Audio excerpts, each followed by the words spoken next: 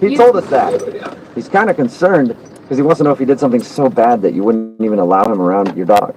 I mean, I just realized he's not the kind of guy I want to be around, and really not the kind of guy I want Penny to be around.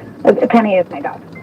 Really, he seems like super caring about your dog. So much so that I think he was almost more upset about not getting to see Penny than not going out on another date. Do anything wrong. It's just kind of my thing, and I just realized he wasn't a good match. Okay. What is it? I mean, I'm really confused. You know, like different personality studies that like scientists do about like how to tell different traits about people. Yeah, I've had a lot of those done on me by psychologists. So I'm familiar with those things. You're the only one that skips therapist to go straight to psychologist. Yeah, no joke. I mean, I'm just a big believer in that. I think that most of those things are really true. Okay.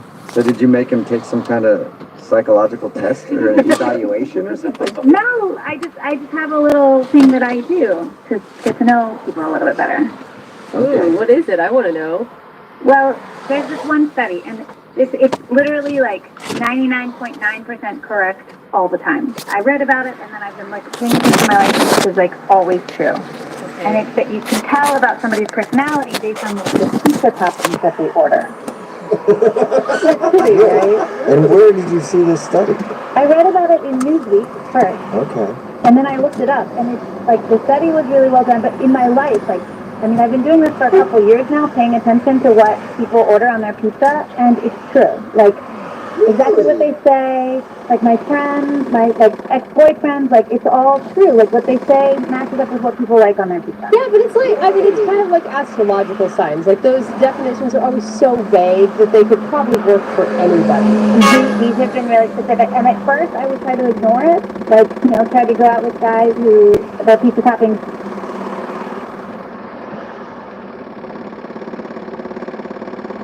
Och mellanåt.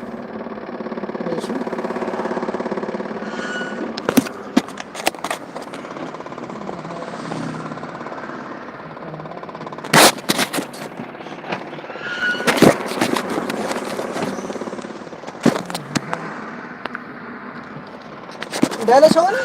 هذا قت.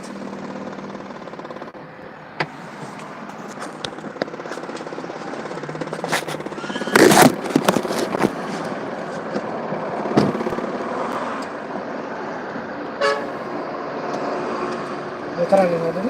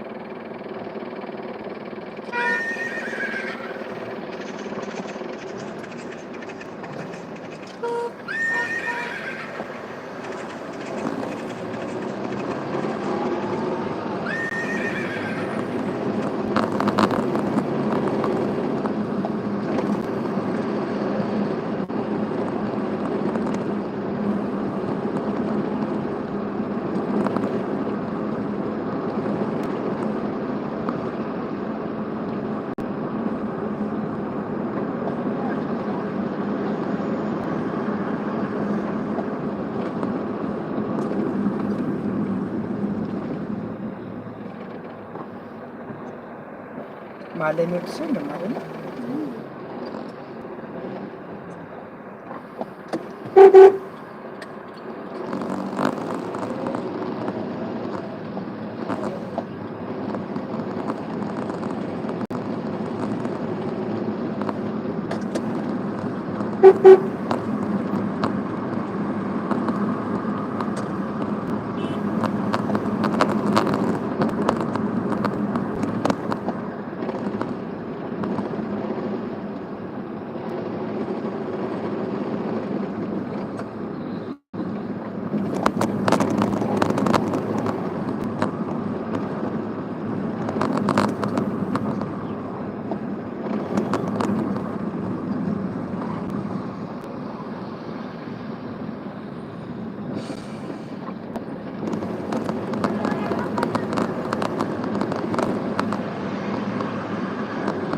game of Sporting Manager, when Sporting beat City 4-1, what did they do? They sat in the back five. They soaked up the pressure and they blew City away on the counter. He said there, Manchester United cannot play as defensively as Sporting does. He said here, I feel the players are sometimes more comfortable playing in a low block. People are talking about how Ruben Amorim's not adjusting and adapting. Every time he tries to play a little bit more on the front foot, just don't do it. We play at 2 miles an hour, we play slow with no intensity, no confidence. So we drop into a low block in United, away at Liverpool, away at Arsenal, we get 10 minutes. And of course it was a bit different because we played Ipswich and we had 10 minutes, so we kind of had to drop into a bit of shape. But that's not what Amorim wants. It's not the blueprint for the future. We are in survival mode. This is why he keeps using that word, because as far as he sees it, these players are probably a bit more comfortable playing in a low block. Seeing as that's where our best team performances come, I think he's probably right. I want to speak about Onana. I want to say a big shout out to Surfshark for sponsoring this video. Now, everybody will know that the channel, when it comes to protecting yourself online, I'm even more vigilant than I was before. So that's where Surfshark comes in. I'll be using Surfshark. It's a VPN which protects your identity online and keeps your data safe. Of course, you can use it to change your virtual location. So if I go away to San Sebastian for a game, then I want to switch my location back to the UK and see the video and job done. So you know, not important. But also, it will secure your online data. And you can encrypt that, it masks your IP address, but it doesn't monitor or track the data. It just keeps you safe. And of course, you can travel the world virtually, connect to popular websites, easily access an unblocked streaming platform, change your virtual location, get Instagram music wherever you are. If you use the link in the description, surfshark.com/UBT, you get 4 months extra free. And genuinely, I would encourage you to use Surfshark. I've used it before, I'll use it again in the future. It's helped to protect me, and it can help to protect you. Use the link in the description, big on Surfshark. Now back to it, I need to speak about Onana, alright? Because I think Onana's lost me after that performance there. I've been pretty forgiving of Onana's mistakes and errors so far. More so than some United fans have been given. Those 2 errors yesterday, like, Dorgu was in such a comfortable position here. It must mean that Onana didn't communicate, didn't shout, didn't tell his defender, his teammate he was coming out, and then by the time he looked up, he passed it around. And then that second one there, I was speaking on the live show this morning about it. I think you're all correct in saying that Onana should be following the ball rather than anticipating what could happen if the ball is moved in direction by that touching it. But it's not just those 2 errors, it's a catalogue of errors. It's a I wouldn't say it's an insurmountable amount of mistakes, but it's a pile-on. I said Onana was going to be transformative. I'm actually a full video on this, going back, looking at what I said, reasons as to why I said it, but I said he was going to be transformative because I thought we were going to get the inter-version of Onana.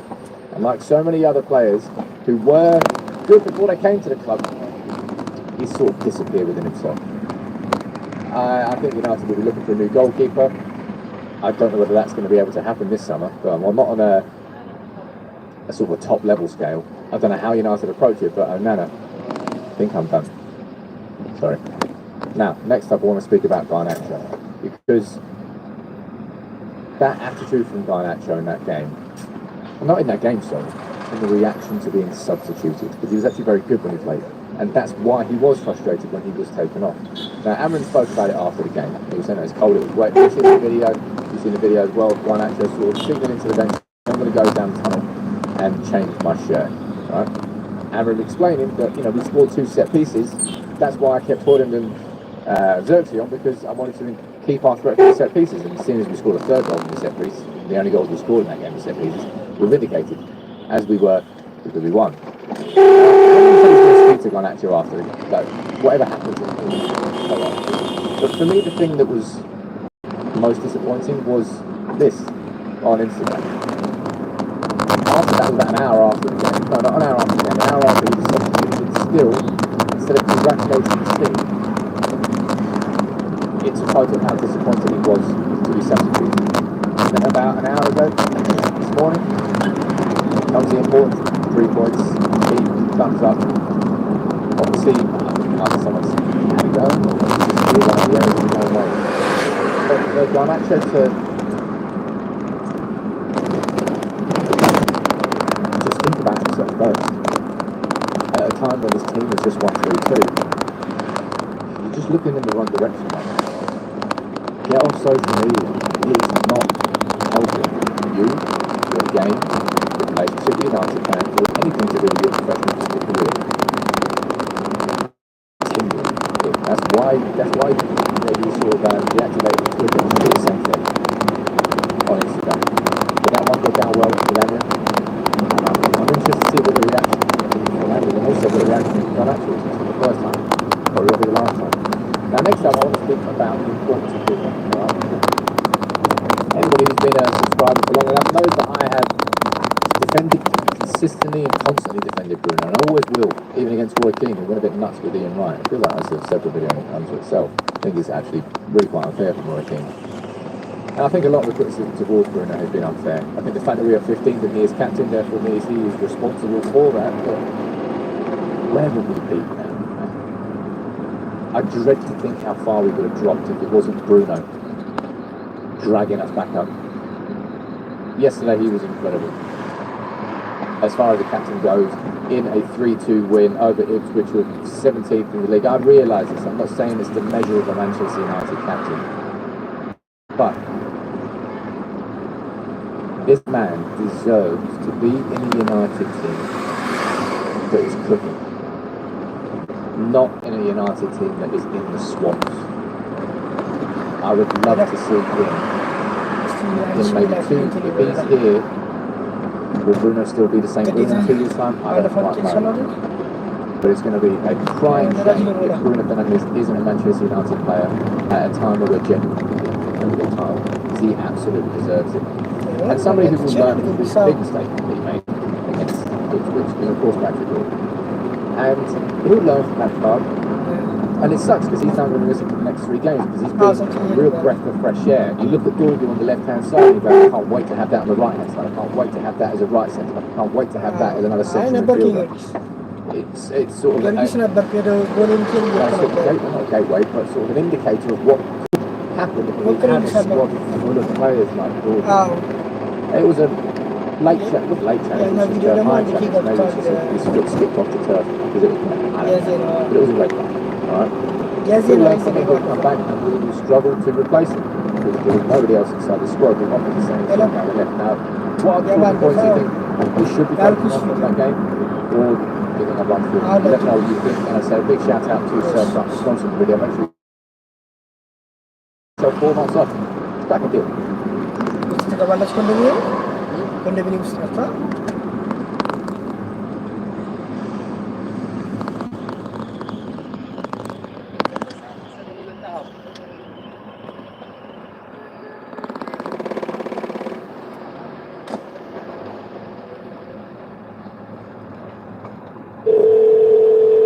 It's Antoinette.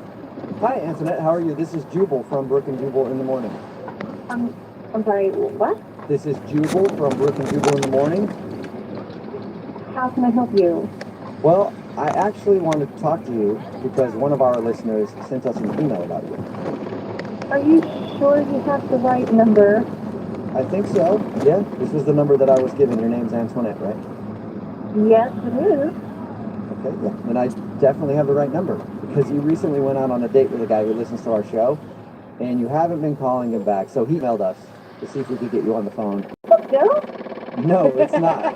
It's a segment we do on our show called The Second Date Update. So I'm calling today about a guy that you went on a date with. His name is Luke. I'm sorry, I don't know who you're talking about. I haven't gone out with anybody named Luke. What? You haven't gone out with anybody named Luke? I've been married for like 3 years. I haven't gone out with anybody. What? You've been married for 3 years. Yes, I'm very happily married. By any chance, are you married to a guy named Luke? No. Did you I think I would know. Did you go out to drinks with a guy named Luke and you didn't realize it was a date, maybe? No. Do you know any Luke? I have zero clue what you guys are talking about. Can you be more clear? Yeah, sure. I bet you'd appreciate that, and probably your husband, too. We got an email from a guy named Luke who said that he went out with you. He said that he met you when he was at your office applying for a job. He had a job interview. He said he was in the lobby trying to open the door but couldn't get the door open right, and you helped him out. And then you guys That Oh, no. Okay. So wait, that part happened? Yeah, that part did happen. I think I just realized who he's talking about. okay? So you do know a Luke. I met Luke a couple days ago. He came in for a job interview. Okay. Did you go out for drinks with him later on? Absolutely not. No, I was interviewing him for a position at our company. Wait, you were the one doing the interview? Yeah. I'm so confused. He said that he just met you at that office and struck up a conversation. You guys went to drinks, had fun, even kissed at the end of the night, and now you're not calling him back. He said we kissed? Yeah. He said that you guys kissed and everything seemed to be going great, and he was surprised that you didn't want to go on another date with him. Oh my god. He even went into like graphic detail about the kiss, about how it was wet and you licked your lips. Jesus. Okay, look. So wait, you didn't kiss him? No, there is no way. Absolutely not. Let me just tell you what actually happened, because this is bizarre. Okay, I'm at a job interview. Brought him into my office. Sat down, interviewed. We went over his resume. He was kind of fidgety. He was kind of acting a little strange, and I sent him on his way. And in the last couple of days, I've been getting flooded with emails, phone calls, messages asking about the job. Oh my gosh. So you didn't even hire him? No, he has not been hired. You told us differently. What was he like in the job interview? He was just kind of all over the place. You know, he just wasn't an ideal candidate. I don't know. He was acting strange. Maybe he was stoned. Stoned? Come on. What is happening? That is Luke. He is actually on the other line listening to this conversation and wants to talk to you. I'm so sorry. Yeah, I finally found a way to get you on the phone, Antoinette. Oh, weird. So you were just using us? Okay, Luke, Hi. I've already told you you haven't been selected for the next round of interviews. I sent the letter out several weeks ago. I'm sure you received it by now. What is going on? Yeah, I got your email, and that's why I've been emailing you a bunch of times. You won't even email me back once, so you give me one email, and that's it. Just a dismissal, outright dismissal. So wait, Luke, you lied to us about your date and everything just to ask her about a job. Yeah, it's a lie. Sure, call it a lie. Well, you guys Yeah, Luke, that's what you did. That is the definition of a lie. You told an untruth to get on the air with us and ask her about a job. Yeah, I had to tell you a story so that you guys would actually pick me and use me on the air. I will applaud you. Good story. Yeah, I mean, it was a good story. I can't hate on you necessarily for getting over on the show. It just, couldn't you have thought of a better way to do it than to just lie to us? Listen, I did what I had to do, man. Sorry that I had to lie about it. But you know what? Antoinette, we wouldn't even be on the phone right now if you would have just given me the job that I deserve. You know, I'm sure that you